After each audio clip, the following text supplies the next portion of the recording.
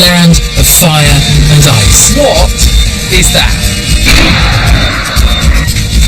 The most recent eruptions here caused chaos all across Europe. Is this the ash now? With it? Yeah, this is it. This is one of the most geologically active places on Earth. We really are the gates to hell. That's the burning core of the Earth. There are over 130 volcanoes here that are gradually pushing this country apart. So, Julia, that's it. That's our volcano. That's what we're having. Our prize. So, 5 minutes out of the hut, and this is our first epic view of the day. Wherever you look is another heart-stopping sight. Makes me want to cry. It does. It's extraordinary. I'm about to embark on the most challenging walk of my life. You guys are killing me. We've still got so far to go.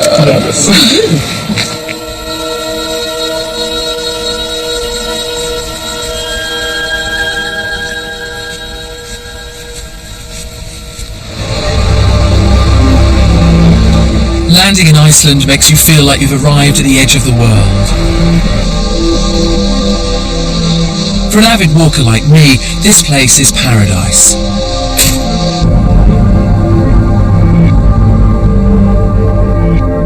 In an area only slightly smaller than England, Iceland has glaciers, volcanoes, lava fields, mountains, gorges and geysers.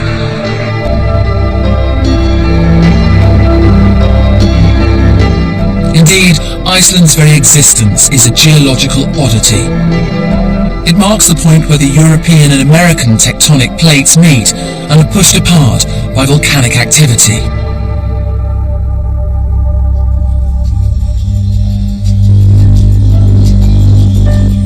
There are only 320,000 people in Iceland, and the first permanent settlement wasn't established until 874 AD.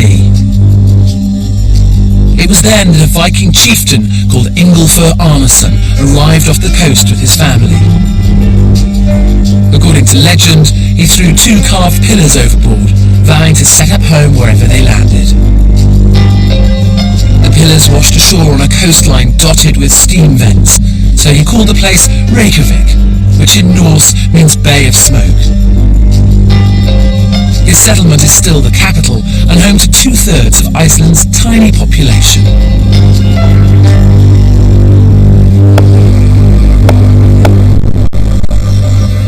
The reason I've come to Reykjavik is to get some advice on my expedition.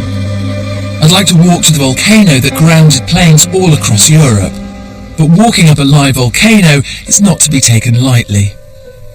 So I've arranged to meet Ari Gudmundsson. He's a geophysicist, a volcanologist, and a well-known broadcaster here in Iceland. Hi, Harry. Hello. Hello. Hi. Nice to see you. Nice to see you. So before we begin a sort of a geology lesson, here we have one of the most now famous volcanoes in the world. How do you pronounce its name? It's Eyjafjallajökull. Eyjafjallajökull. Oh, that's good.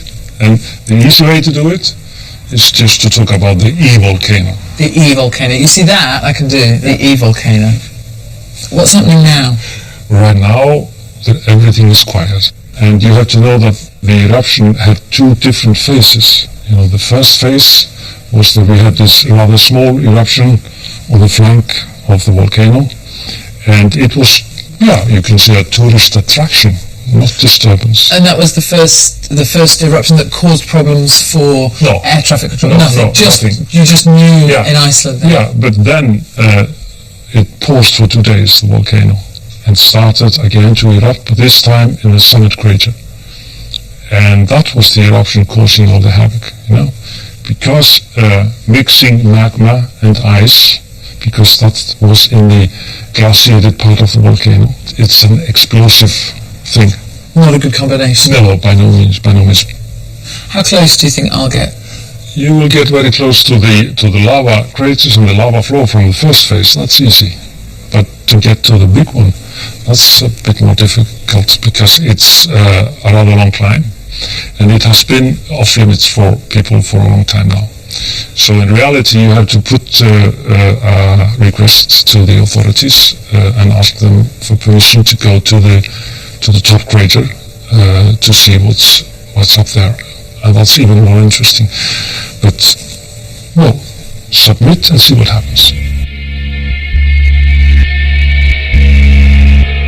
The route I'll be following to the volcano is the Landmannalega Trail, the start of which is a 3-hour drive east of Reykjavik. It was the first dedicated hiking trail in Iceland, laid out back in the 1960s. It's considered one of the finest walking routes in the world, right up there with the Inca Trail in Peru and the Milford Track in New Zealand.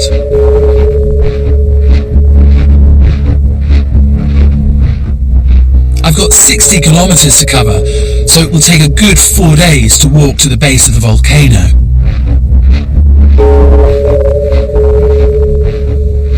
On the 5th day, I'll climb up to the new hills, formed by the outlet vents from the first part of the volcanic eruption.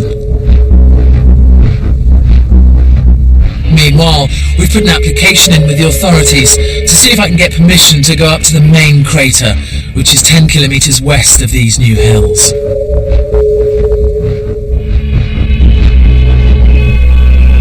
At night, I'll stay in a series of huts across the wilderness, set up for intrepid walkers like me. And this place does make you feel intrepid. It's like embarking on a journey through the Lord of the Rings. This is no accident. J.R.R. Tolkien was fascinated by Iceland, and it's said that this country is as close as you're likely to get to Middle-earth, the fantasy land he described in his novels.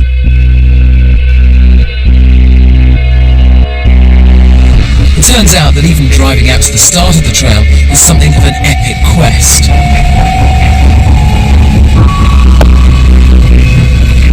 It may be the middle of summer, but the weather is changeable and the roads just rough tracks.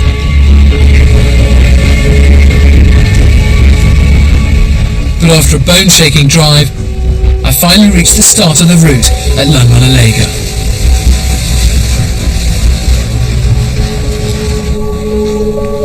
These huts are only open from June to August. The rest of the year, the weather is simply too ferocious to risk hiking. Yet even this bleak-looking camp has a great surprise in store for me.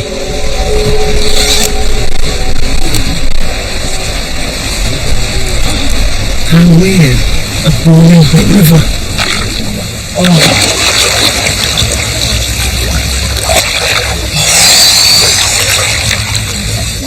This is hotter than your bath, for sure. Should be getting colder this way, but oh yeah, getting slightly colder. You can feel the temperature drop a little bit. Oh, it's still lovely though. My first real brush with Iceland's volcanic landscape couldn't be more enchanting. What a way to start a walk. You might just stay here all day.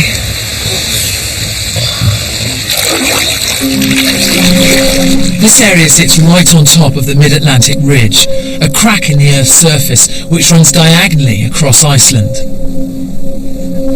This rift is the place where two of the tectonic plates that make up our planet's surface meet. And it's this instability on the Earth's crust that causes Iceland's volcanoes and geothermal activity. It's an intimidating place and the greatest walking challenge I've ever faced. So I've decided to enlist the help of a companion from one of Iceland's guiding companies. Hi, hello, lovely to meet you. Hello. So nice to meet you. Oh, well, I could have spent the whole day just in the hot springs. I know, it's so wonderful. Have we got an action-packed 5 days? Lots to climb, lots to get into, and Well, we're going to see a nice selection of lava fields, really different types of lava fields. We're going to see some river crossing, we're going to see deserts, and really colourful mountains, for one thing. That's quite a lot. Yeah. So what have we got in store for day one? Well, let me just show you the map, because it's going to be a varied day. Yeah?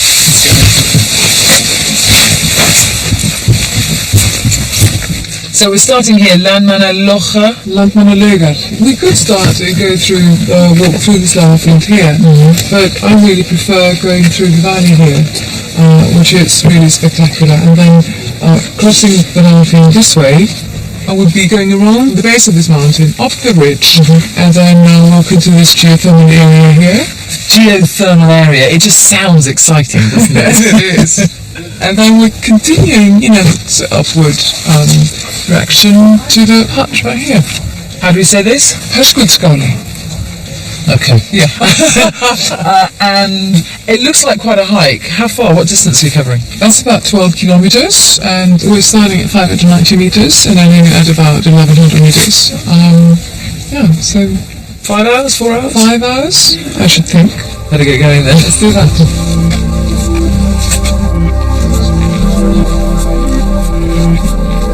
Although I've done a lot of walking, I'm feeling slightly apprehensive. It's all a bit more raw and exposed out here. And as soon as we leave the huts, we're into the most incredible wild landscape. I'm glad to be with someone who knows the ropes.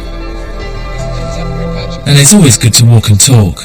And you don't just want to know about, the Vikings and the elves and stuff, you really want to know about what people are doing now and how their lives are now.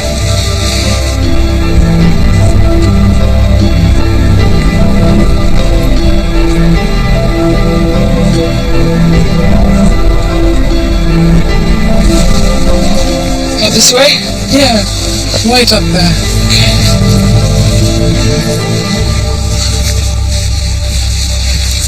Knobbly little path. Oh my lord! Look at that! It is amazing, isn't it? Yeah! So this is the lava field. This is the lava field. We were sitting right next to it when we first met earlier today. And this was created in one single massive motion, at the end of the 15th century. It actually came from a few small vents up there. You can see how it kind of comes out of that crater. Look at all the spines along the edge and the colours over there. Yeah. It's incredible, isn't it? Yeah. I walk along the Lake District and the landscape there is so old compared to this. This is what you say, 15th century. 15th century. So this is all fresh new ground, really. Yeah, well, it's quite old for us, you see, because it's going to get younger as we, continue our walk. You see, that's strange to me. Yeah. It is such a young formation, isn't it? The land back here. Yeah.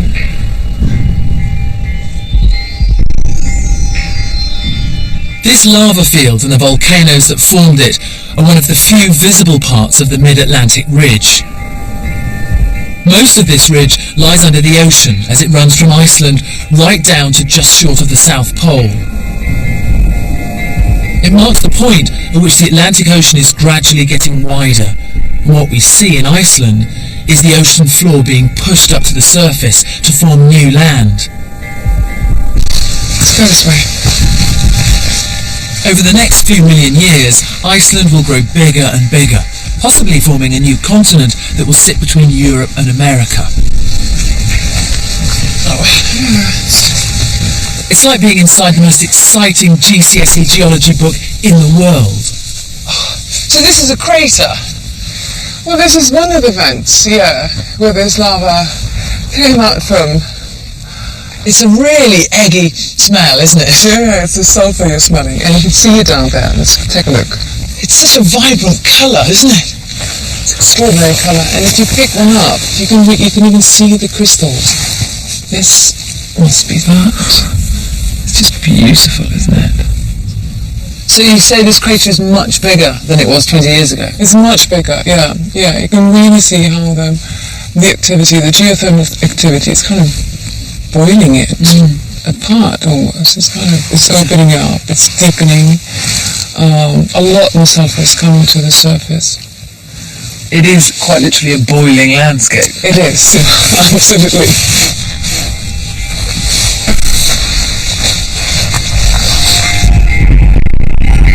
As we leave the lava field, we're climbing steadily.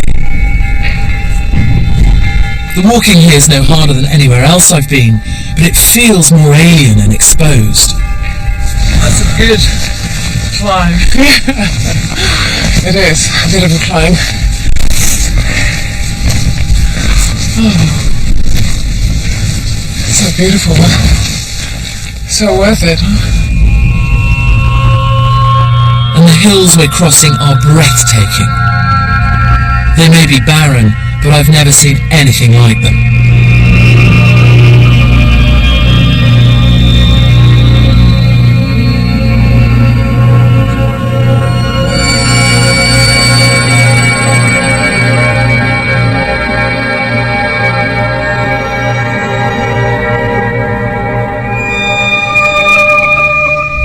As we climb higher, the wind is really starting to bite.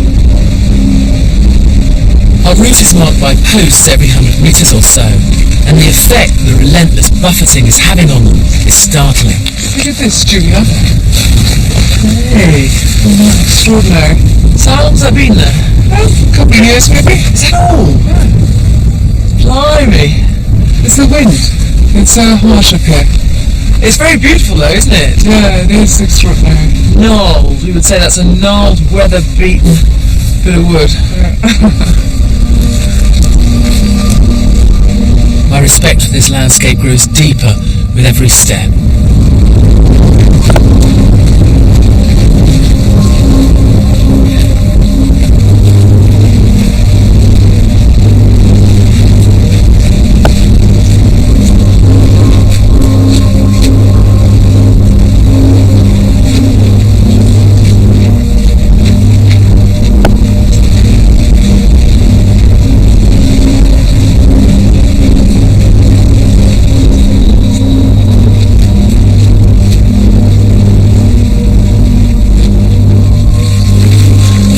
Okay, what is that? Well, you know, the whole area is called Stolike, which basically just means big hot spring.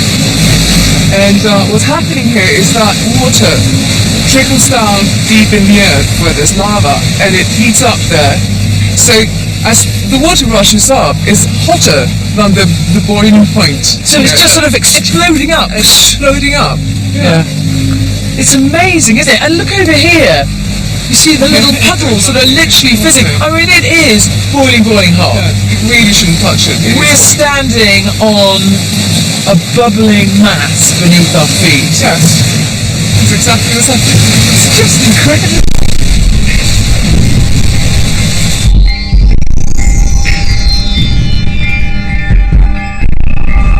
This collection of springs is just one of 780 dotted across Iceland. In other parts of the country, these take the form of steaming mud pools, and even the huge columns of boiling water we know as geysers. In fact, Iceland gave the word to the world. Geyser means to gush in Icelandic.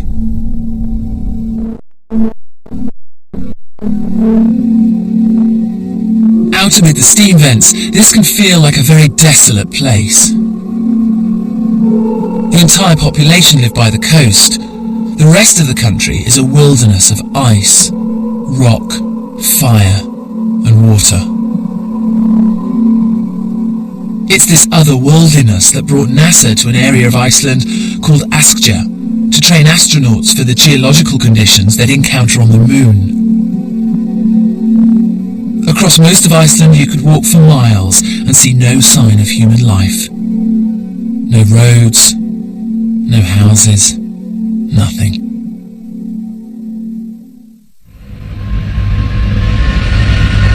Back on the trail, Hannah is keen for us to keep moving. We've still got 2 hours walking ahead of us, and the weather is going from bad to worse. The wind and the rain are relentless, and the clouds are now so low I can barely see from one route marking post to the next.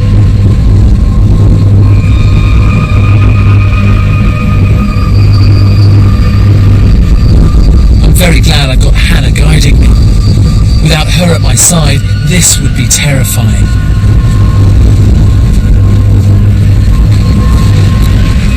As we near the end of the day's walk, we come across something which brings home just how dangerous it can be up here.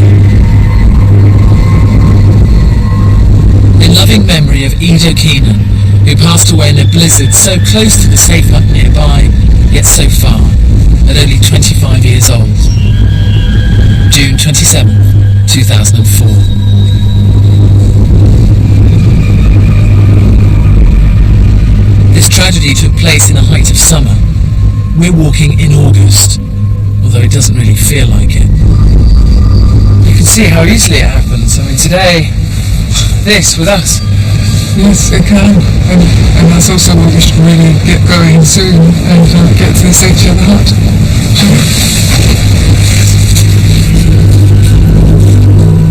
We make it to the hut, but the weather this high up is awful. The forecast for tomorrow is no better, so we reluctantly decide to call in the backup vehicles and drive on to the next hut down the trail. It means missing 12 kilometres of the route, but it gets us down from the really high part of the trail. It's a nightmare in this weather.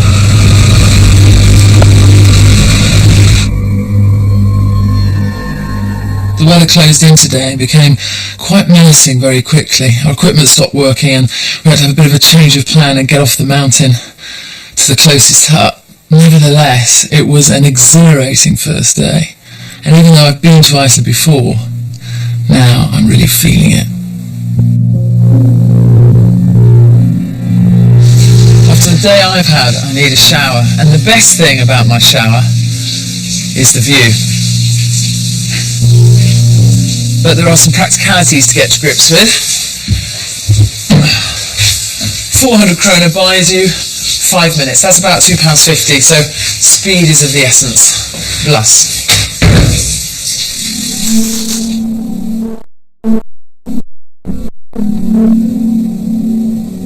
It's 11 p.m, but during the summer, Iceland never really gets dark.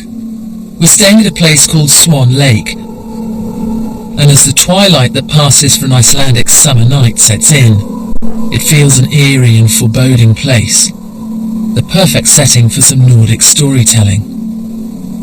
Swan Lake is named after the whooper swan that breeds in the highland areas and is quite common in the summertime.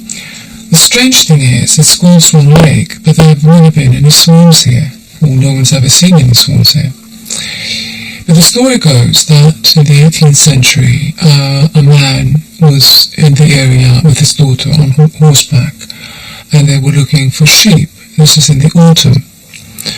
And coming to the lake, he saw swans on the lake, and the swans were hunted at this time.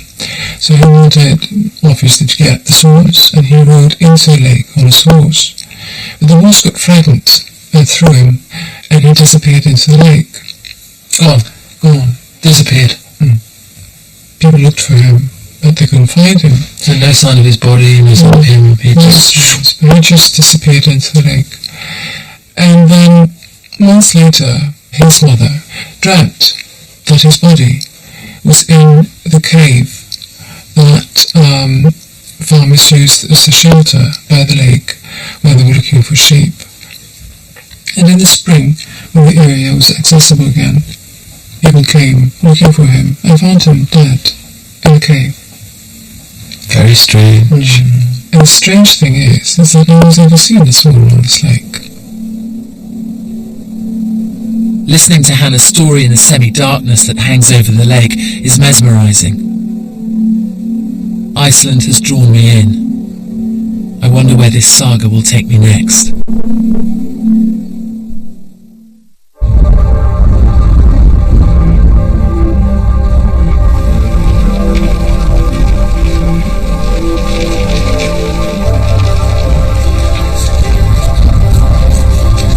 It's day 2. As we've skipped a day's walking, we're now about halfway to the volcano. By this point on the route, I was hoping to get my first glimpse of Eyjafjallajökull. But the terrible weather from yesterday has caught up with us again.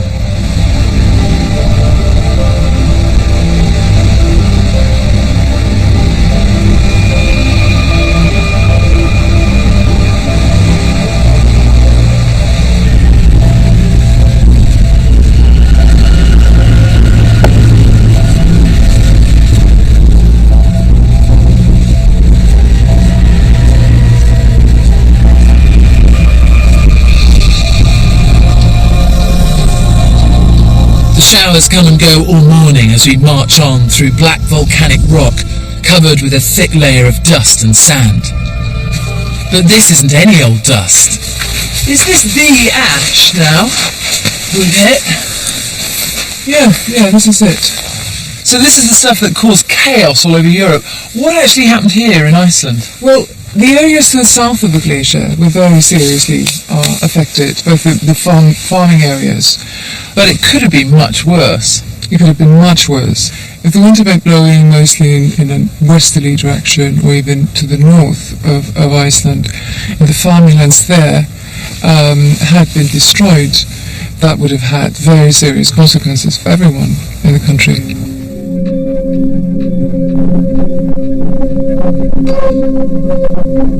In the 1,000 years Iceland has been inhabited, there have been over 250 eruptions in a volcanically active zone, covering about a quarter of the country. Our trail runs through the heart of this zone, but many of Iceland's biggest settlements are also within it, which has got me wondering just how dangerous is it to live here? Well, it's not nearly as deadly as you might imagine. In the last 100 years, only 2 people in Iceland have been killed by volcanoes.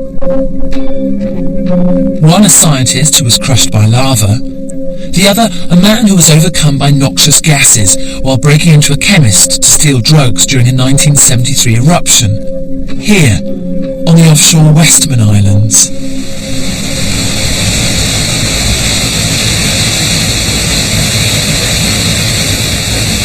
The rain is back and I feel like an astronaut as I slog through this lunar landscape cocooned in my wet weather gear.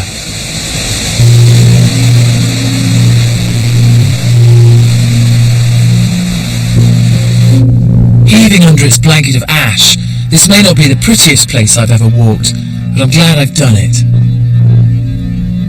It's so fantastically odd.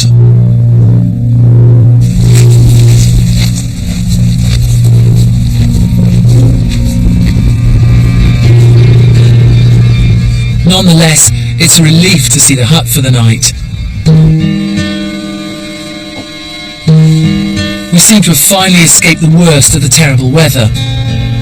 And the warden here has a welcome pot of coffee on the go. Why do you want to do something like this? Why do you want to be a warden? What does the job give you? It's a heaven. It's a very nice job staying up here. Usually got all my family with me. My wife and 2 kids and 2 dogs. In this? In this house. Yeah. In this? Yeah. Well, you call it a house. Yeah. It's tiny. Yeah. All sleeping in here? All sleeping in here. 2 and 1 and 1. And the dogs? Yeah. It's a bit like living on a boat.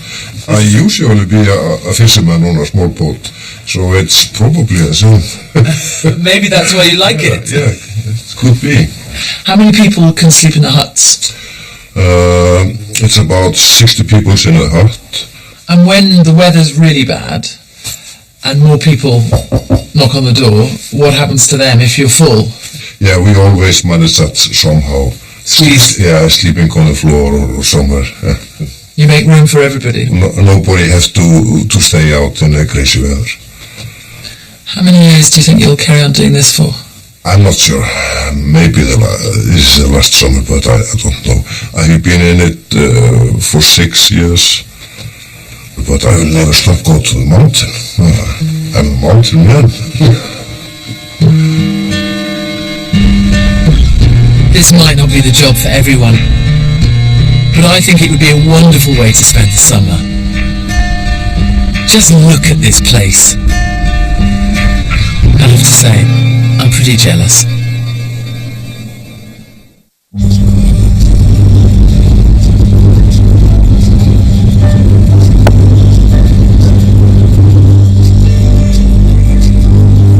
It's day 3.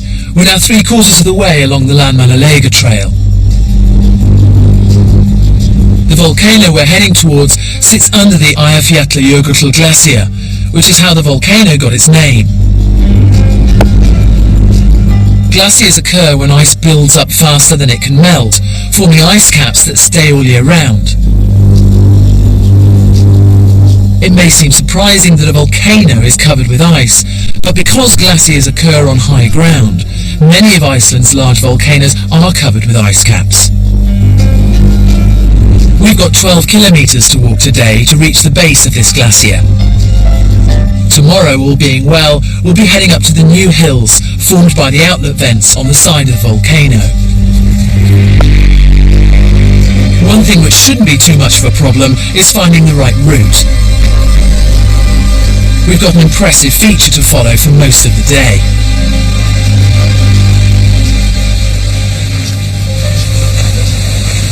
So, 5 minutes out of the hut, and this is our first epic view of the day. It's ridiculous! Get a little bit closer?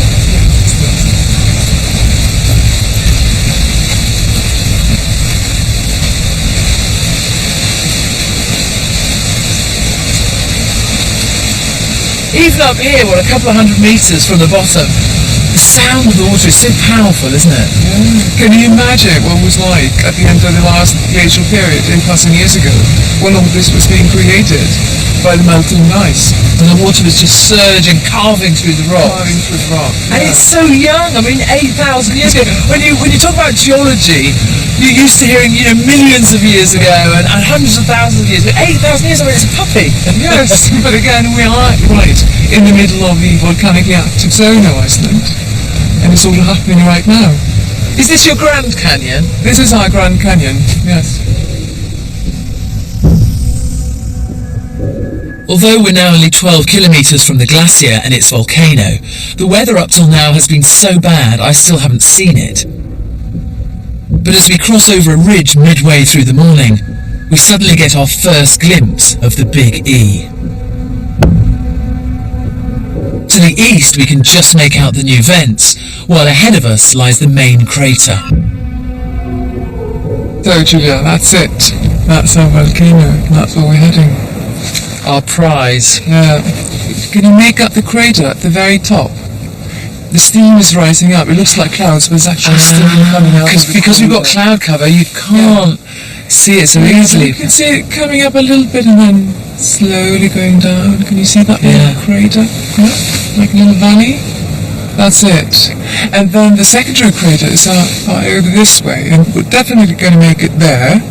And then we're going to see what happens. Yeah, the future brings us. I want to make it there. Yeah, that's right. So do I.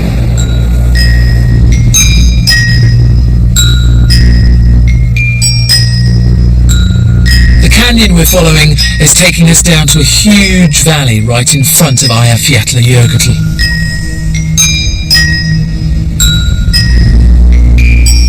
Here, all the melting water from the surrounding glaciers join up to form a web of interlinking streams and rivers.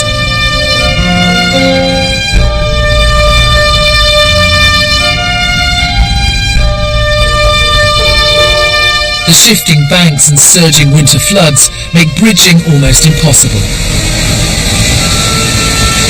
Which means we're going to have to cross the streams the old-fashioned way. Okay.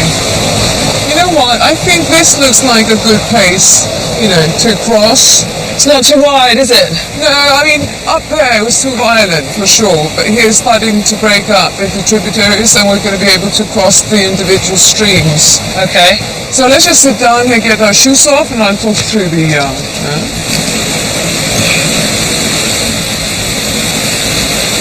It's going to be cold because this is a frozen glacier, isn't it? Yeah, it's cold. It's a few degrees if we're lucky. Take your time crossing, just keep your eye on the far bank and get over there. And this is probably going to go up to our necks? Up to our necks. Yeah, great. Get everything off. Let's do a naked river crossing. Naked river crossing. And then tie your shoelaces together and hang your shoes around your neck.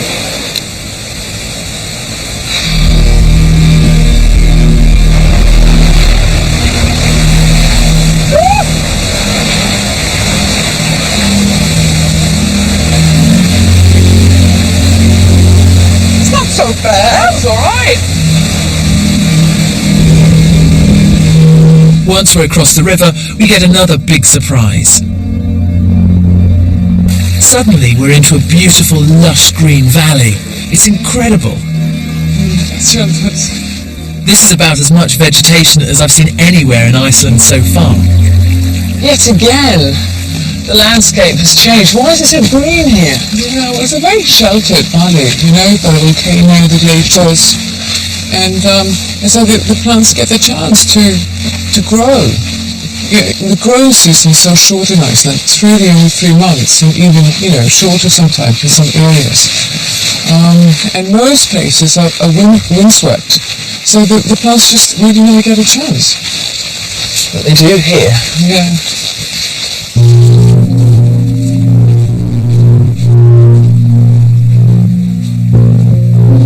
We've arrived at Thorsmork. By far the biggest hut since Landmannalaugar. This is it. Home. And the most civilization we've seen in 3 days.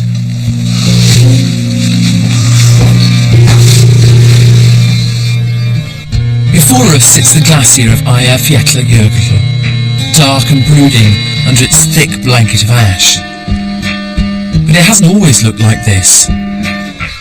This footage of the glacier was taken prior to the 2010 eruption, back when it was pristine and white.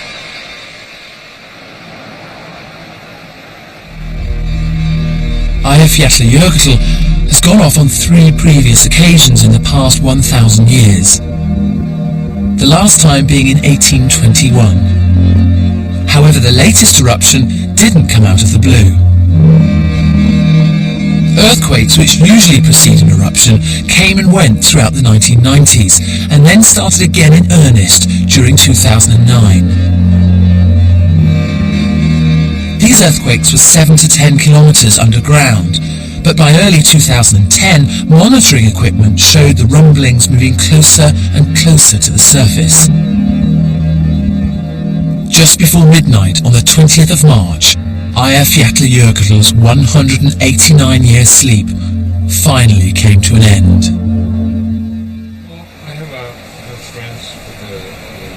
One of the drivers who's supporting our trip is Christian. He's brought in supplies to feed my hungry crew, but he's also got some stunning photos from visits he made to the volcano during the eruptions. This is during the first part of the eruption, the lava eruption. And we went up on the 3rd day, I think, after it started. And what's this? I mean, it looks like a firework display. This is when we're further into the night, and the light show became more spectacular. It's like watching fireworks for hours and hours. It must have been just such a sensory overload. I mean, the heat and the visuals and just the environment being up there. Yes. All of that, it's just amazing to feel the heat from the lava. It's the noise from the explosions, and it's the rumbling of the lava when it's flowing. The sound feels a little bit like being in a old factory. With the rumble. Yeah, with the rumble and the squeaking, and it's quite magnificent. Have you seen anything like this in your life? Actually, I've seen a few eruptions, but this one was very accessible. So the first part of this eruption was in a good place. It was easy to access, so we could get all the way up to it. And this is obviously the ash cloud here. Yeah, this picture is actually taken on the 17th of April. If I remember correctly, that's the day when all the flights in Europe went down. I remember. Yeah, it stopped me. Thank you very much. Except there was one airport open, and that was in Iceland. Yeah, I'm sure. We just shipped it over. What was the difference between the first eruption and the second eruption? The first eruption was a regular lava eruption like we have in volcanoes all over Iceland. But the second eruption is under a glacier, and that's the type of eruption which is much more dangerous because you have these huge explosions. When we came driving up, and about 1 or 2 kilometers away from the crater, we started to see these huge potholes on the glacier, which were up to 5 meters wide and 4 or 5 meters deep, which we had to drive around. and they were made by huge lava bombs, which came flying up 1,000 meters high and about 500 to 1,000 meters away from the crater and dropped on the glacier. So just mega lava bombs. Yeah. And this went on all the way up to the crater. I know we probably won't make it to the crater, but how close will we get? Well, I can take you to the outlet glacier from the crater, where all the floods came down. There used to be this beautiful glacier lake there, but now it's just all covered with ash. And so it's an ash lake? Yeah, it's an ash lake, but you can see up the glacier and into the crater, where it all was happening. I can't wait. Christian drove up the glacier when the eruption first started. That was before the authorities closed the area down. It's now almost impossible to get permission to go all the way up. We're still hoping my request will be successful, but to be honest, this trip out to the ash lake in front of the main crater may well be as close as I ever get. This is a view of the lake that used to sit in front of the volcano, the one that Christian thought was so beautiful. Now look at it. It's like it's brought me to the gates of Mordor.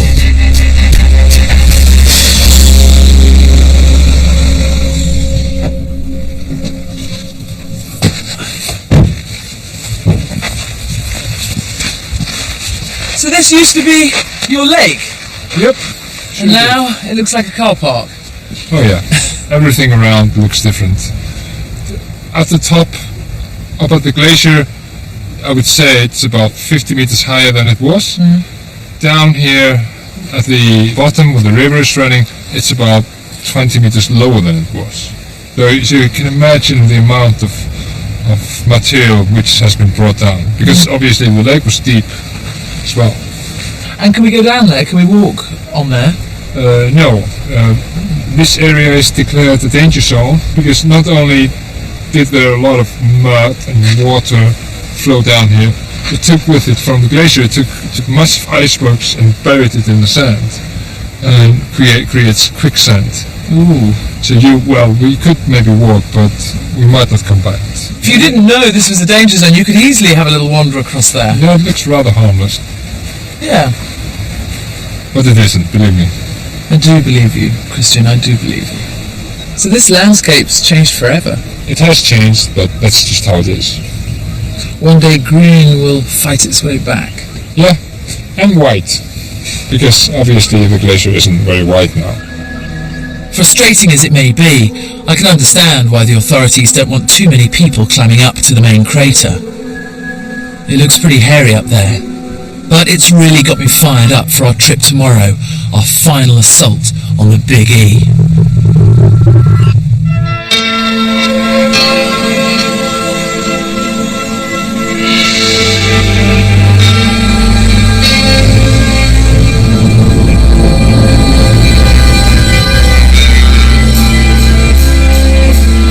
Our route for the final day will take us up to the two new hills formed by the lava vents on the side of the volcano. These are about 10 kilometers east of the main crater at the center of Eyjafjallajökull.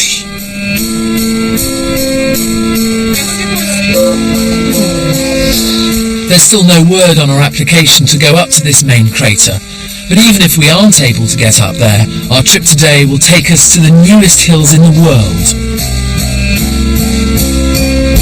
It should be a spectacular day, and I'm itching to get going. Cute little bridge. Yeah, that's good.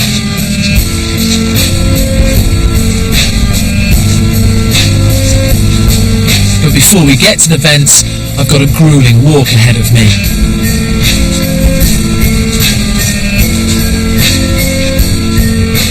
We'll be hiking for about 8 hours, the first 5 of which will be a relentless climb.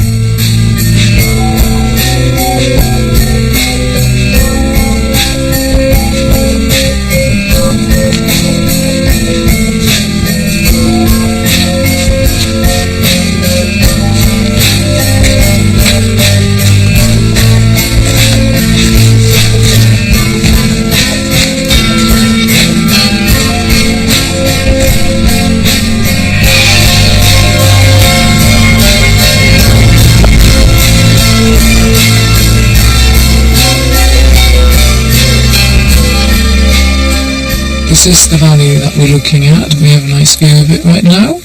And it's sheltered by 3 glaciers. Small one, in fact a tiny one, over this way, which we can see that in that direction. A rather large one, Mýrdalsjökull, in that direction. Where's our one? Eyjafjallajökull is over there, and you can see it just between, those 2 hills there. Yeah. And we are approximately here on the map, and we've got 500 meters to go. When you say we've got 500 meters to go, you don't just mean we've got 500 meters to walk. No, we're going to gain 500 meters in altitude. In altitude, yeah. We're going up to 1100 meters. About 8 kilometers. Okay, so lungs and knees in action.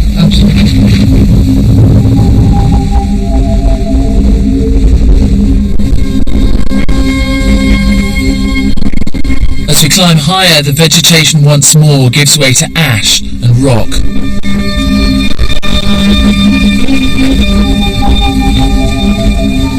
It's a thrilling and exciting feeling. We're getting close to the new crater now. As we cross a huge plateau, we come across yet another awesome sight. What I wanted to show you here is the lava flow from the eruption, and you can see that it came over this ridge and it fell down in a ball of fire, in a cascade, in a lava fall, and poured down here into the gorge. It must have been such a spectacle. It was a burning flow of red. Yeah, red hot lava just tumbling down there. It was magnificent. And now what we're going to do, we're going to head over that ridge, and we're eventually going to get to the eruption site. We've still got so far to go. Yes.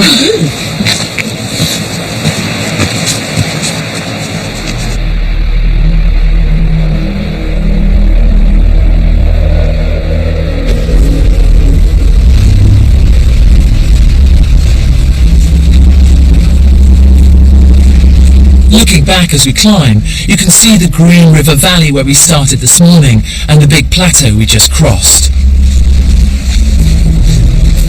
The climbing seems to go on and on. My thighs are killing me. It may be exhausting, but my tiredness is starting to be replaced with rising excitement.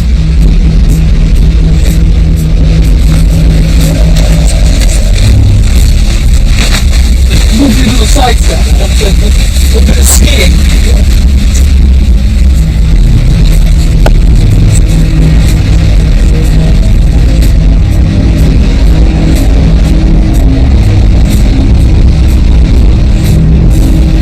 We finally reached the new hills created by the eruption.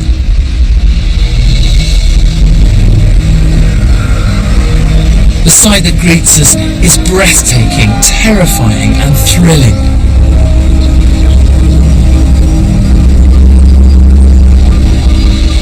The power of the earth is almost overwhelming. The heat is shimmering all around us, and the sulfur-laden air is rasping at my throat. We need to keep moving, as breathing this in for too long can be quite toxic.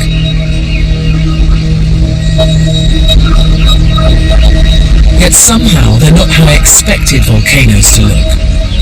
They're not so much cones, more like raging rivers that are frozen in mid-flow.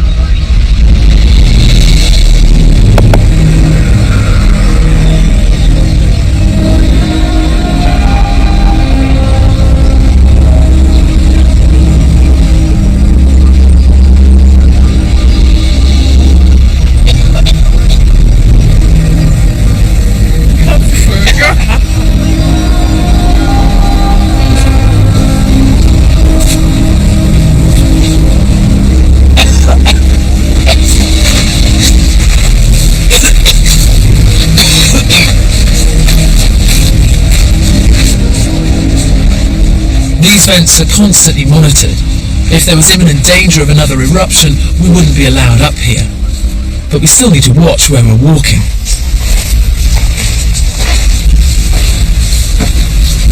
Okay, Jules, I want you to come over here and be really, really careful. I want you to look inside this crevice and tell me what you see. Oh, we really are the gates to hell. That's the burning core of the earth. Yes, Look at that. that's right. Maybe what, 20, 30 centimeters? Beneath our feet? Yes. We are on a volcano.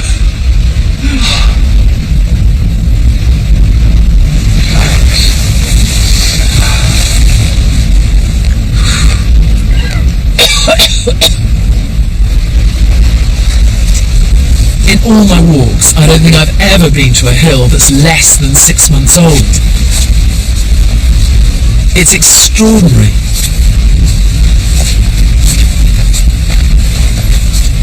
I love the heat. You can feel just hitting your face.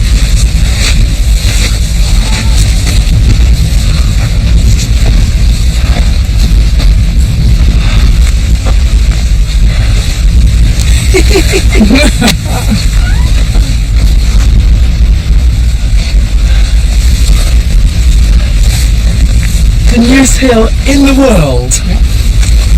That's right.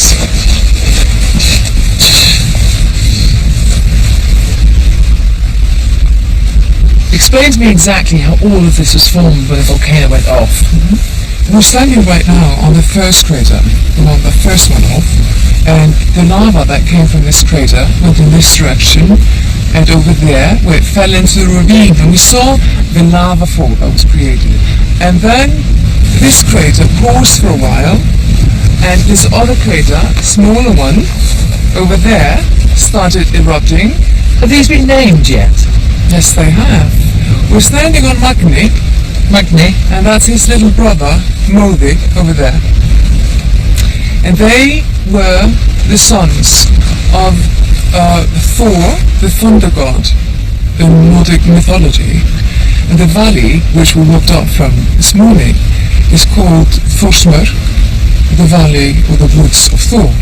So these are the sons. These are the sons. And I can't believe we're standing on them. And they're hot. They're hot.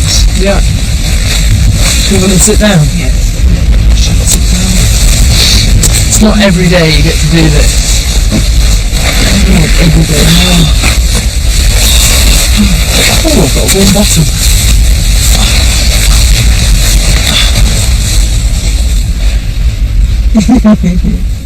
You really could stay here all day. Yeah. You see, camping here wouldn't be a problem. Well, it would be eventually because you'd kill yourself. From the fumes. Yeah, but apart from that, absolutely. at least it's warm. I'm not sure that it's getting a little bit too warm though. I'm still Fine. fine. I got the hotter part. No. Ow, you've quite hot, yeah.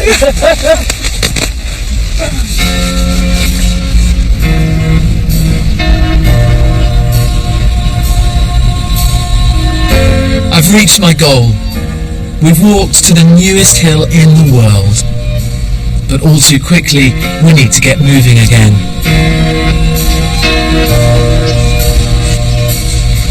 We've still got to walk out to meet Christian, who'll drive us down the other side of the mountain.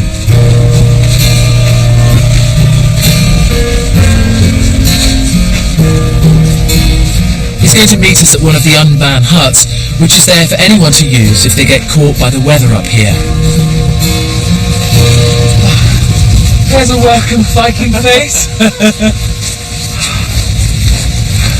We did it! Yeah. Welcome, Ghost. How did it go? Oh, it was amazing. Some of the best walking in my life, for sure. What incredible things we've seen. I can't believe it, actually. Just too much to take in a few days. Too much to see. It's been Well, amazing. I have even better news. I just spoken to the mountain guides office, and they've been in contact with the authorities, and we have been allowed to go up to the top. To the top of the Big E. Oh yeah. No! We're going even further up.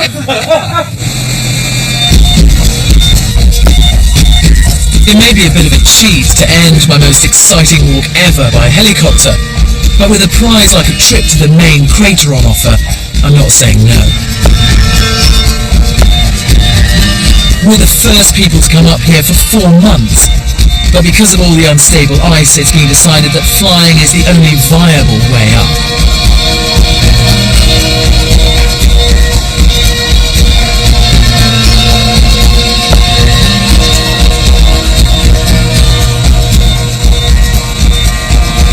We're flying up over the huge tongue of ice that leads from the crater down to the ash lake that Christian showed me.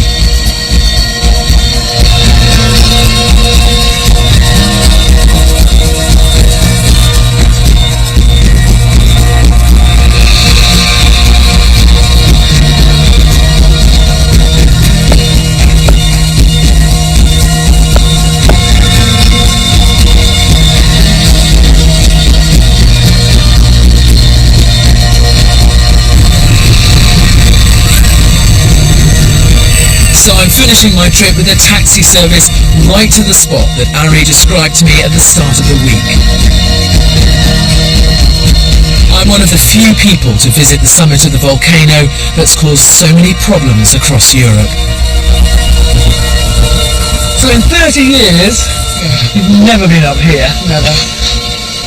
And I'm imagining that you and I will never have seen anything like this in our lives. Nothing in our lives. In the holes everywhere. Yeah. Oh, let's keep away from those. There's a little promontory there, let's...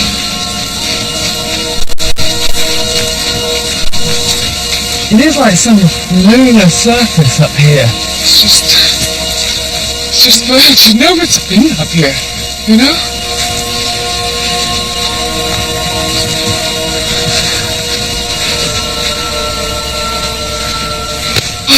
Ash spewed out of the volcano.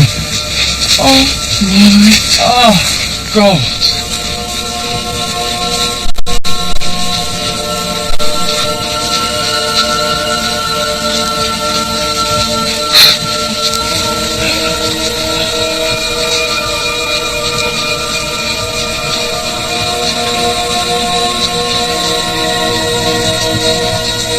This is the most extraordinary. Look at those enormous great grooves.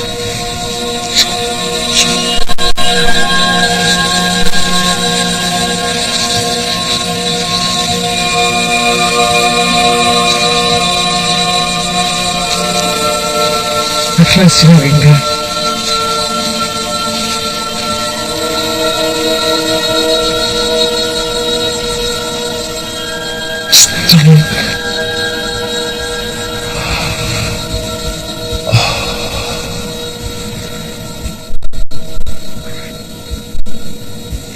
Makes you want to cry. It does.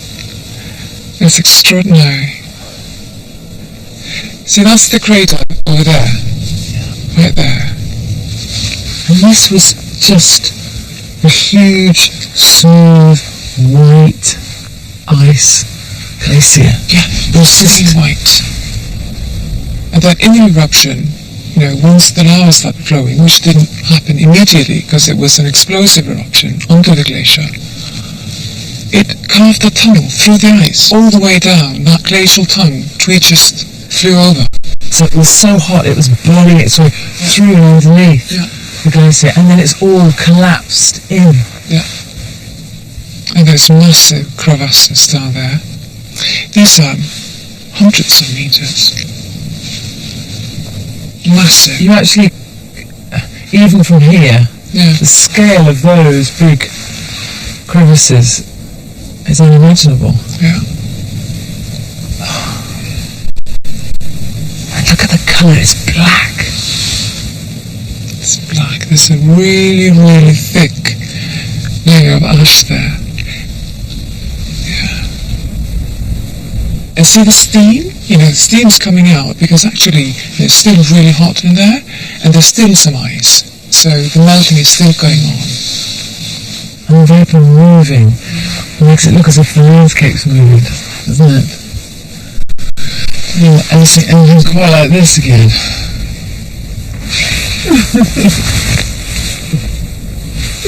It's amazing, isn't it? Just incredible. Ea Fiatla Jökull. Excellent. You're very good at this language. It's not easy. The Big E's definitely easier. And it is right now. Yeah. It's the Big E. Come on. Wow.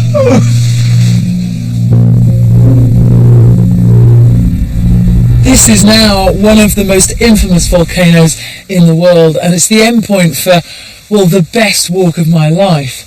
Iceland is utterly absorbing and so exciting. I can't wait to come back for my next adventure, and who knows how it will have changed by then. Ea Fiatla Jökull, I love you.